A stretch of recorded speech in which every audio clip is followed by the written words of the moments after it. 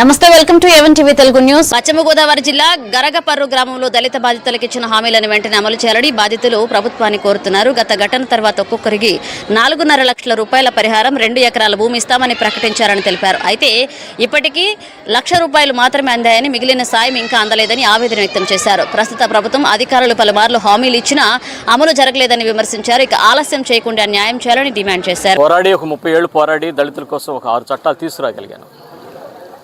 ఈ రోజున గరగపర్రు విషయంలో కోర్టు కొన్ని సెక్షన్లు చేర్చింది. ఆ సెక్షన్లు చేర్చిన విషయంలో అంటే పోలీసులు ఆ సెక్షన్లు చేర్చలేదు కనుక కోర్టుకు వెళ్ళి చేర్పించుకున్నాం. మరి ఆ సెక్షన్ చేర్చిన మీదట ఆ సెక్షను SC/ST చట్టంలో ఎంత రిలీఫ్ ఇవ్వమని చెప్పిందో ఆ స్కేల్లో ఆనంద్ అనే పాస్టర్ విషయంలో సుప్రీంకోర్టు ఒక తీర్పు ఇచ్చింది.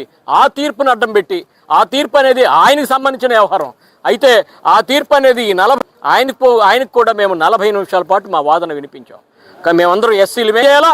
అలాగనే ఒక 100 మంది ఎంపీల చేత మనం పార్లమెంట్ జరిగేటప్పుడు ఈ 100 మంది ఎంపీల చేత లేఖలు వ్రాయించి కేంద్ర ప్రభుత్వానికి మరి మెడలు వంచి మనం రాష్ట్రపతి ఉత్తర్వులను రద్దు చేసే విధంగా మనం కృషి చేద్దామని చెప్పి తెలియజేస్తున్నాను. జై భీమ్.